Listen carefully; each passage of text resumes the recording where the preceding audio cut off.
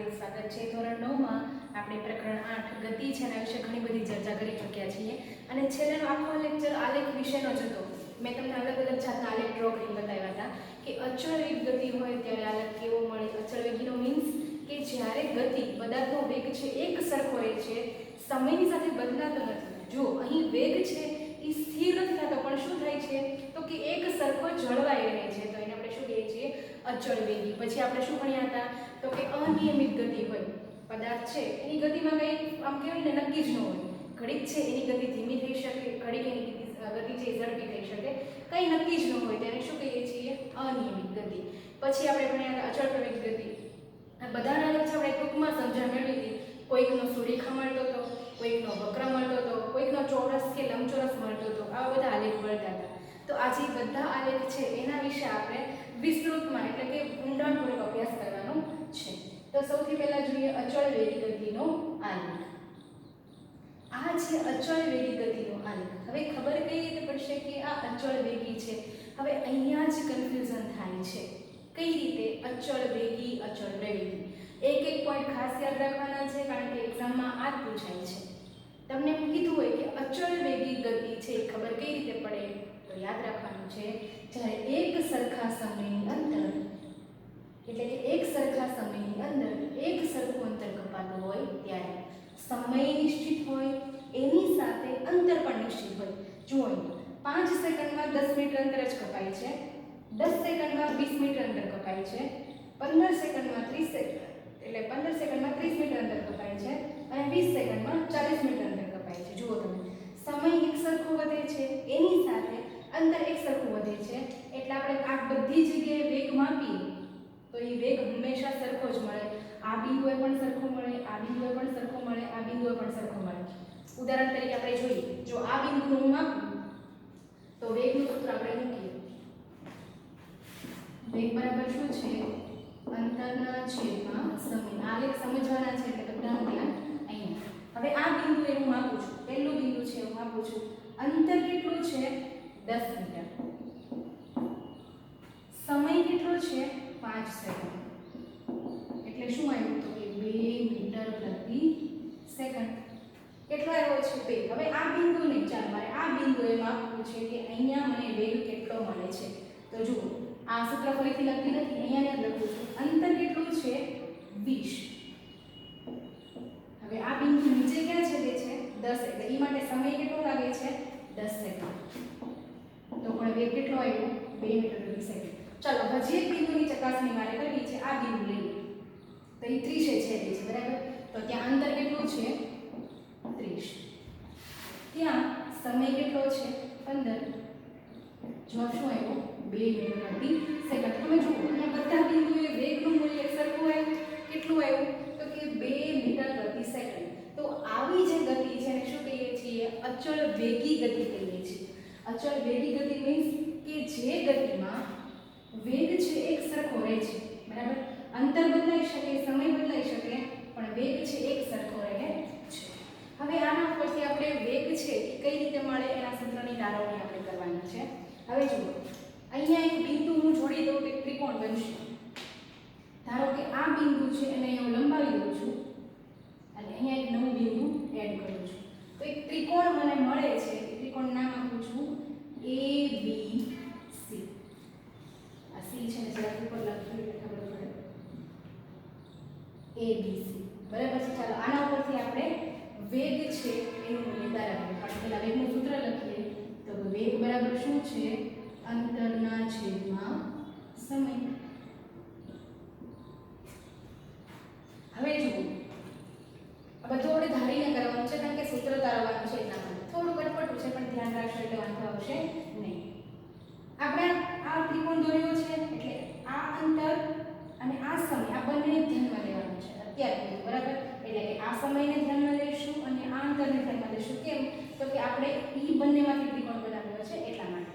ધારો કે આ સૌથી છેલ્લેનો સમય છે એને હું T2 નામ આપું છું। શું નામ આપું છું T2, અને એની પહેલાનો સમય છે એને હું T1 નામ આપું છું બરાબર। બે નામ આપવાના થાય તો સૌથી છેલ્લે છે શું નામ આપ્યું છે T2, એની પહેલા છે T1 સામે। અહીંયા તો કે અહીંયા પણ જો બે અંતર આપેલા છે, અહીંયા શું છે તો કે અંતર છે. તો સૌથી છેલ્લેનું અંતર છે એને હું S2 નામ આપું છું, એની પહેલાનું અંતર છે એને S1 નામ આપું છું. બરાબર, આપણે સૂત્ર ધારણી કરવાની છે એટલા માટે આવા નામ આપેલા છે. હવે આ બંનેનું મૂલ્ય મેળવીએ. સૌથી પહેલા AB નું મૂલ્ય કેટલું થાય ઈ આપણે જોઈએ. તો જુઓ તમે, મારે AB નું મૂલ્ય જોતું છે, મારે ખાલી આટલા ભાગનું મૂલ્ય જોતું છે, એટલે કે આટલો ભાગ છે એનું મૂલ્ય કેટલું, તમે વિચારો તો કેટલું થશે?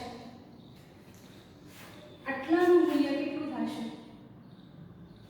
તમને ખબર પડી કેટલું થશે? 10 થશે. તમે કઈ રીતે કહ્યું? તો મેં તમને કીધું કે આટલાનું મૂલ્ય જોવે છે, તો તમે શું કર્યું? 50 માંથી 40 બાદ કર્યું એટલે 10 મળ્યા. તો તમે કહી શકો કે આટલું જે ભાગ છે એનું મૂલ્ય 10 મીટર છે. કઈ રીતે ખબર પડી? તો કે 50 માંથી 40 બાદ કર્યા ત્યારે ખબર પડી. તો તમે કર્યું શું? આમાંથી આ બાદ કર્યું, એનો મીન્સ S2 માંથી S1 બાદ કર્યું. એટલે યાદ રાખવાનું અહીંયા AB છે એનું મૂલ્ય કેટલું મળશે? તો કે S2 S1 જેટલું. બરાબર છે. ચાલો આવી રીતે જ આપણે BC નું મૂલ્ય ગોતીએ. હવે પાછો હું તમને પ્રશ્ન પૂછું છું કે આ BC આટલા ભાગનું મૂલ્ય કેટલું થશે? ચાલો મને કહો તો આટલા ભાગનું મૂલ્ય કેટલું થશે? તમારો આન્સર આવી ગયો. કેટલું થશે? 5. તમે કઈ રીતે કર્યું? 25 માંથી 20 બાદ કર્યું. મેં તમને કીધું કેટલા ભાગનું મૂલ્ય, તમે શું કર્યું? 25 માંથી 20 બાદ કર્યું એટલે 5 સેકન્ડ મળ્યું. પણ તમે કર્યું શું ખરેખર? T2 માંથી T1 બાદ કરેલું છે. એટલે અહીંયા જે BC છે એનું મૂલ્ય શું થશે? તો કે T2 માંથી T1 બાદ કરીએ એટલું. બરાબર છે. ચાલો હવે આપણે સૂત્રમાં કિંમત મૂકીએ. તો કે વેગ બરાબર અંતરના છેદમાં સમય. પણ અંતર છે એને છેદ એવું કયું છે? AB છે કે BC? જુઓ તો અંતર આ બાજુ છે, તો અંતરને છેદ એવું શું છે? AB રેખાખંડ છે કે BC છે? તો કે AB છે. એટલે ઉપર શું આવશે? AB. હવે સમય છે એના માટે આપણે કયો રેખાખંડ લીધો છે છેદ એવો? તો કે BC. તો જો AB નું માપ કેટલું આવ્યું? તો આપણે ઉપર લખેલું છે S2 S1. BC નું માપ તો કે T2 T1. બરાબર છે.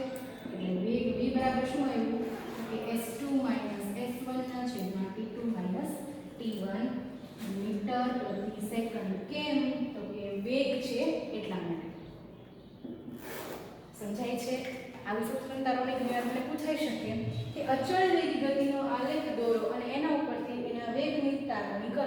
તો સાવ સહેલું છે. શું કરવાનું? પહેલા આવું અચળ વેગ એટલે એક સરખું અંતર લેવાનું, એક સરખો સમય લેવાનો, બંને વચ્ચે આલેખ રેખા દોરી નાખવાની. પછી છેલ્લેના બે બિંદુ છે એમાંથી બંને બાજુ રેખા દોરી નાખવાની. આ બાજુ S2 અને S1 અંતર છે એ રાખવાનું છે અને સમય છે એ T2 અને T1 રાખવાનો છે.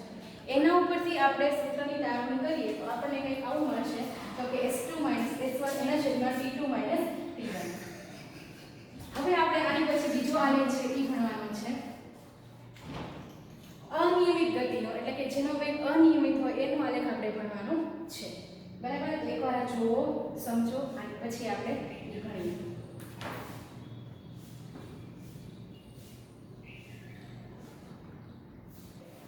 હવે જુઓ અનિયમિત વેગનો આલેખ આપણે અહીંયા જોવાનો છે. આપણે મેં તમને ઓલરેડી આગલા લેક્ચરમાં ભણાવી દીધું છે. અનિયમિત વેગ એટલે કે જેમાં વેગનું મૂલ્ય નિશ્ચિત ન હોય, ગમે ત્યારે વધી શકે, ગમે ત્યારે ઘટી શકે. ટૂંકમાં વેગમાં ગમે એ ફેરફાર થઈ શકે, એક સરખો વેગ ન રહે, એને આપણે શું કહીએ છીએ? અનિયમિત વેગ. તો જુઓ તમે અહીંયા વેગનું મૂલ્ય કંઈ નિશ્ચિત નથી. જેમ કે 5 સેકન્ડે તો કે 5 મીટર જેટલો માન હશે, 10 સેકન્ડે તો કે 10 મીટર જેટલું છે, પછી 15 સેકન્ડે તો કે માંડ 15 મીટર જેટલું છે. એટલે કે નક્કી નથી કેટલા સમય આધારે કેટલું અંતર કાપે છે, નક્કી નથી. એના સ્પીડમાં, એના વેગમાં ફેરફાર થયા કરે છે. તો આપણે કંઈક આવો આલેખ મળે છે. અને મેં તમને કીધું હતું આવા આલેખને શું કહેવાય છે? અર્ધવક્ર આલેખ કહેવાય છે. વક્ર એટલે ગોળાકાર, તો અહીંયા અડધો ગોળાકાર એવું લાગે છે એટલા માટે શું કહેવાય છે? તો કે અર્ધવક્ર અથવા તો વક્ર આલેખ આપણે કહીએ છીએ. તો યાદ રાખવાનું છે અનિયમિત ગતિ છે. બરાબર? પણ જેમાં એક વસ્તુ, બીજી વસ્તુ યાદ રાખવાની છે અહીંયા કે અહીંયા વેગ છે એ સતત વધે છે. બરાબર? અંતરની સાથે એટલે કે સમયની સાથે અંતર છે એ વધે છે. વેગ છે એ વધે છે, ભલે અનિયમિત રીતે વધે પણ વધે છે, ઘટતો નથી. તો જ્યારે વેગ છે અનિયમિત રીતે વધતો હોય, બરાબર, ઘટાડો ન થતો હોય, વધારો થતો હોય, તો આપણને કંઈક આવો અર્ધવક્ર આલેખ મળે છે. જે જ્યારે નિયમિત વેગ હોય ત્યારે તો કે સુરેખા માને છે. અને હવે આ કંઈક અલગ ટોપિક છે. જુઓ અહીંયા પણ મેં શેનો આલેખ દોરેલો છે? અચળ વેગનો. તમને એક પ્રશ્ન થવો જોઈએ તો પહેલો આલેખ હતો અચળ વેગનો, એમાં તો આપણને સુરેખા મળતી હતી, તો અહીંયા કેમ આવો આલેખ મળે છે? વિચારો તો જરાક. પહેલો આલેખ મેં દોર્યો તો એ અચળ વેગનો જ હતો ને, પણ એમાં પણ મને શું મળતી હતી? સુરેખા મળતી હતી. તો અહીંયા કેમ આવું મળે છે? તો કે જુઓ એનું કારણ એ છે કે અહીંયા મેં વેગ વિરુદ્ધ સમય એટલે કે આ આલેખ છે એ પ્રવેગનું છે. ખરેખર કોણ છે? તો કે પ્રવેગ બતાવે છે. બરાબર છે. પણ જુઓ અહીંયા વેગ એક સરખો રહે છે. પાછો વેગ કેટલો રહે છે? તો કે દરેક સેકન્ડે 50 મીટર પ્રતિ સેકન્ડ રહે છે. એટલા માટે એને અચળ વેગ પણ કહી શકીએ છીએ. સમજાય છે? પહેલો આલેખ હતો આપણે અંતર વિરુદ્ધ સમયનો દોર્યો હતો ત્યારે પણ અચળ વેગ મળતો હતો. અહીંયા તો કે વેગ વિરુદ્ધ સમયનો દોરીએ છીએ એટલે ખરેખર શૂન્ય પ્રવેગનો આલેખ કહી શકાય. જુઓ અહીંયા કોઈ પ્રવેગ મળશે જ નહીં. કેમ પ્રવેગ નહીં મળે? પ્રવેગની વ્યાખ્યા ફરીથી જોઈએ. પ્રવેગ એટલે શું? તો કે વેગમાં ફેરફાર થાય સમયની સાપેક્ષ, એને શું કહીએ છીએ? પ્રવેગ. પણ અહીંયા વેગમાં કંઈ ફેરફાર થતો જ નથી, એટલા માટે બીજું શું કહી શકીએ? શૂન્ય પ્રવેગનો આલેખ પણ આપણે કહી શકીએ છીએ, અથવા તો શું કહી શકીએ? અચળ વેગી ગતિનો આલેખ આપણે કહી શકીએ છીએ. સમજાય છે? અચળ વેગ એટલે શું? જેમાં વેગમાં કાંઈ ફેરફાર થતો હોય નહીં. તો હવે આપણે એમ કહીએ કે આ વેગ આપેલો છે, આ સમય આપેલો છે, આના ઉપરથી અંતર શોધો. ફરી તમને એમ કહે છે કે અહીંયા વેગ આપેલો છે, અહીંયા સમય આપેલો છે, આના ઉપરથી અંતરનું મૂલ્ય શોધો. તો શું કરશું? તો કે આપણે આલેખ દ્વારા સમજૂતી આપવાની છે. ફરી તો પહેલાનો નિયમ લાગુ પાડવાનો કે સૌથી છેલ્લેનો સમય છે ને શું કહી દેવાનું? t2. એની પહેલાનો સમય છે શું કહી દેવાનું? t1. ચાલો આપણે ધારણ કરીએ તો કે વેગ બરાબર અંતરના છેદમાં સમય. વેગ બરાબર શું છે? અંતરના છેદમાં સમય. આપણે ગોતવાનું શું છે? તો કે અંતર. તો અંતર બરાબર વેગ ગુણ્યા સમય.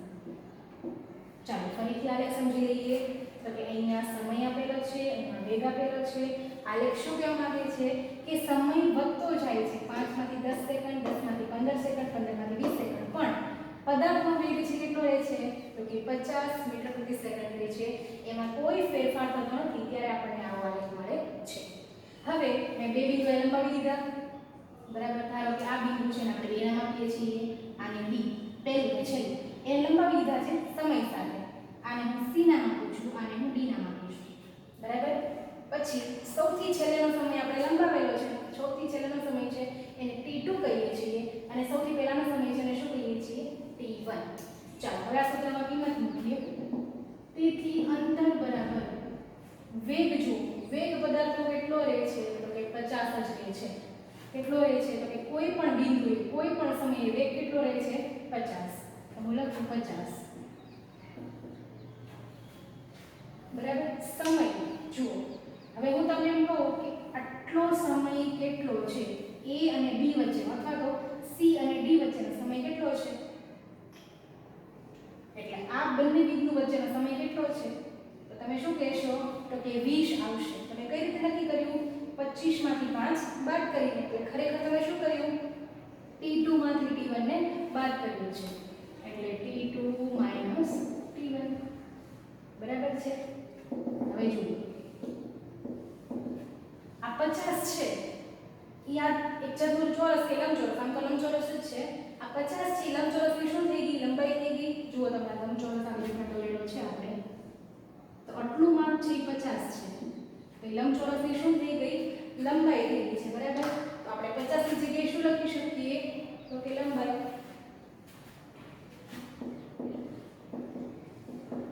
અને t2 t1 છે. બરાબર. આપણે લખ્યું છે લંબચોરસની શું થઈ ગઈ? પહોળાઈ. આ લંબાઈ છે તો આ શું થઈ ગઈ? પહોળાઈ. તો t2 t1 છે જગ્યાએ હું શું લખી શકું?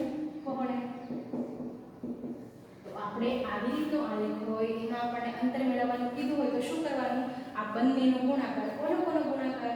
તો કે જે લંબચોરસ બને છે એની લંબાઈ અને જે લંબચોરસ બને છે એની પહોળાઈ, આ બંનેનો ગુણાકાર કરીએ એટલે આપણને શેનું સૂત્ર મળે છે? અંતરનું સૂત્ર મળે છે. યાદ રાખો કોના ઉપરથી મળે છે? તો કે વેગ અને સમય ઉપરથી. તમને આલેખમાં શું આપ્યું છે? સમય આપ્યો છે. બીજું શું આપ્યું છે? તો કે વેગ. એમ અંતર મેળવવા માટેનું સૂત્ર કયું છે તો કે આલેખમાં લંબાઈ અને ગુણ્યા પહોળાઈ. સમજાય છે?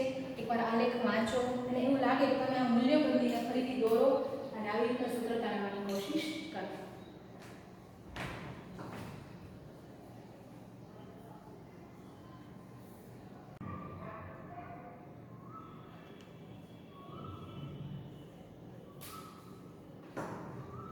હવે આપણે અચળ પ્રવેગી ગતિ છે એનો આલેખ આપણે ભણવાનો છે. અચળ પ્રવેગી, હવે તમને એમ થાય બધું અચળ વેગી અચળ પ્રવેગી, તો એક એક વસ્તુ છે તમારે જાતે સોલ્વ કરવાની. અચળ વેગી સમજાઈ ગયું?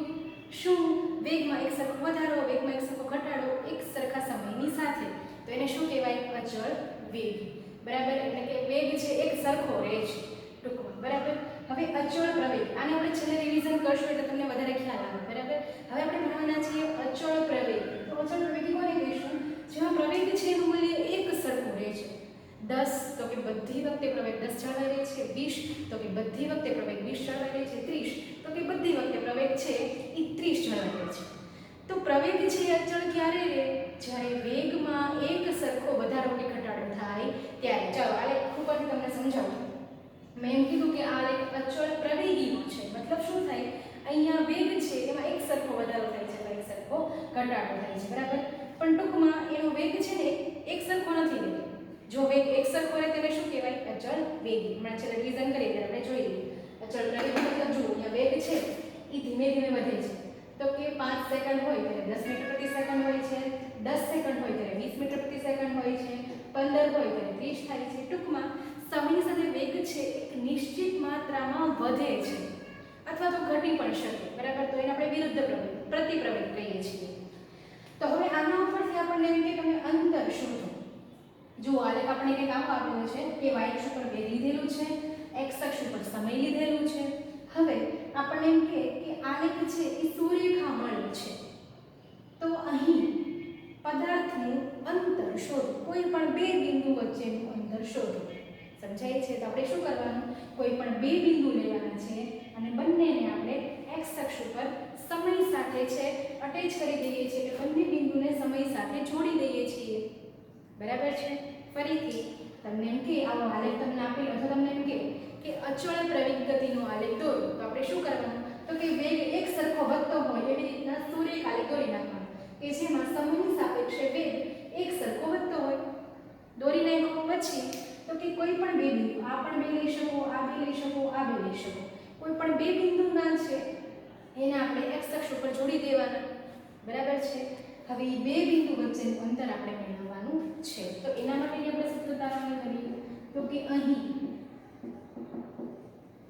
અંતર બરાબર, જો અંતર માટે તો પહેલામાં આપણે શું હતું? ખાલી લંબચોરસ હતું એટલે ઈઝી પડતું હતું કે લંબાઈ ગુણ્યા પહોળાઈ કર્યું એટલે અંતર મળી ગયું. પણ અહીંયા એવું નથી. અહીંયા તમે જુઓ તો એક લંબચોરસ છે એટલે કે ટૂંકમાં ચોરસ કે લંબચોરસ ચતુષ્કોણ છે અને બીજું ત્રિકોણ છે.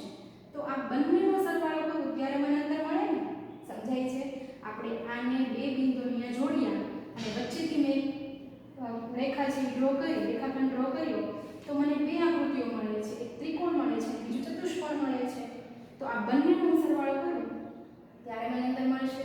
તો એ માટે આપણે પહેલા નામકરણ કરી નાખીએ તો આપણને ખબર પડે કે ત્રિકોણ કઈ રીતે લેવો અને ચતુષ્કોણ કઈ રીતે લેવો. તો અંતર માટે મારે બંનેનો સરવાળો કરવો પડશે કારણ કે વેગ આપેલો છે, સમય આપેલો છે, એટલે ગોતવાનું શું છે? અંતર. તો ચાલો જુઓ અહીંયા અંતર છે એટલે બેનો સરવાળો. તો સૌથી પહેલા કોણ? તો કે ત્રિકોણ લઈએ. તો કે ત્રિકોણ ABC નું ક્ષેત્રફળ. પછી બાકી શું રહ્યું? ABC આવી ત્રિકોણ બાકી શું રહ્યું? ચતુષ્કોણ બાકી રહ્યો. તો ચતુષ્કોણ ACDE નું ક્ષેત્રફળ.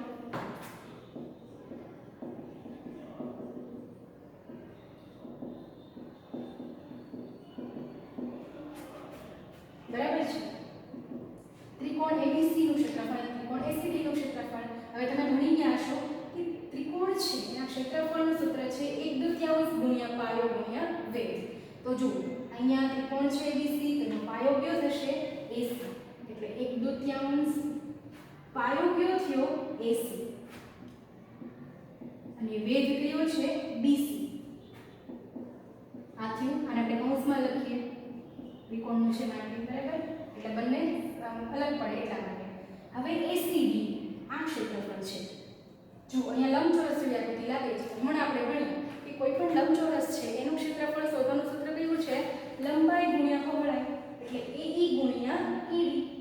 લંબાઈ કઈ છે? AE અને પહોળાઈ કઈ છે? ED.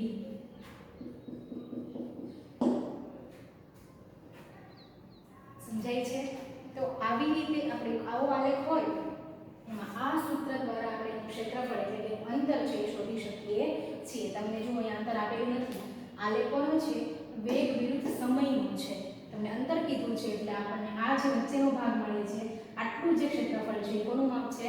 અંતરનું માપ છે. તો એ આ સૂત્ર દ્વારા મળે. સમજાય છે? ચાલો હવે પહેલાનું બધું આપણે એકવાર રિવાઇઝ કરી લઈએ એટલે ખબર પડી જાય. અચળ વેગી કોને કહેવાય, અચળ પ્રવેગી કોને કહેવાય વગેરે. સૌથી પહેલા જોઈએ અચળ વેગી. બધાનું ધ્યાન અહીંયા રિવિઝન. અચળ વેગી કોને કહેશું?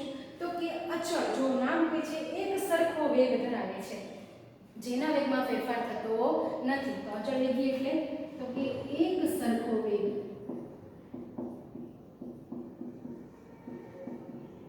તો પદાર્થનો વેગ એક સરખો ક્યારે હોય? તો કે નિશ્ચિત સમયમાં પદાર્થ નિશ્ચિત અંતર કાપે ત્યારે. બરાબર છે? ચાલો આપણું થઈ ગયું અચળ વેગ. એટલે કે અમુક ચોક્કસ સમયમાં પદાર્થ ચોક્કસ અંતર કાપે છે એટલે વેગ કેવો રહે છે? એક સરખો. એટલે શું કહેવાય છે? અચળ વેગી. હવે જોઈએ અચળ પ્રવેગી. અચળ પ્રવેગી એટલે તો કે પ્રવેગ એક સરખો રહે.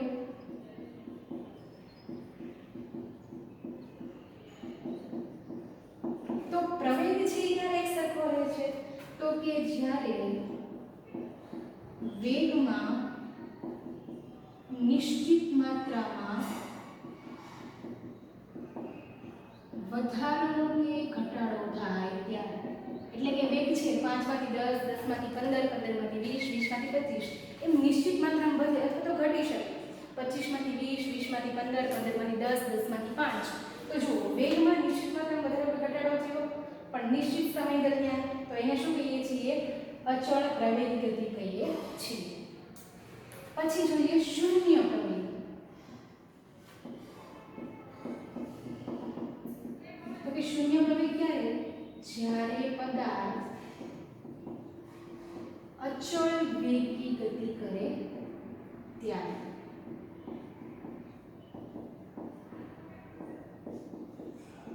હવે જુઓ તમે પદાર્થ છે એનો વેગ સરખો રહે છે. પદાર્થ અચળ વેગી ગતિ કરે છે. ધારો કે દરેક વખતે પદાર્થનો વેગ 40 મીટર પ્રતિ સેકન્ડ જ રહે છે. ગમે એટલો સમય પસાર થઈ જાય એનો વેગ આટલો જ રહે છે. એના વેગમાં કંઈ ફેરફાર થતો જ નથી. તો પ્રવેગ કેવો થઈ ગયો? ઓટોમેટિકલી શૂન્ય. સમજાય છે? પ્રવેગમાં જ કંઈ ફેરફાર થતો નથી એટલે વેગમાં જ કંઈ ફેરફાર થતો નથી. વેગનું મૂલ્ય એઝ ઇટ ઇઝ એનું એ જ રહે છે. તો એનો મતલબ શું થઈ ગયો? કે અહીંયા પ્રવેગ કેવો થાય છે? શૂન્ય થાય છે. સમજાય છે? આશા રાખું છું કે આલેખ આવડતા હશે. હજી એક બે આલેખ જોડીમાં આપેલા છે એ આની જેવા જ છે અને એમાં ડિટેલ્સમાં કાંઈ ભણવાનું છે નહીં. તો એ તમારે જોવાના છે, સમજવાના છે અને આ આલેખ છે એ સમજવાનું છે. અને કાંઈ પણ પ્રશ્ન હોય તો તમે કોલ કે મેસેજ કરીને પૂછી શકો છો. આજે આપણે અહીંયા સુધી રાખીએ છીએ.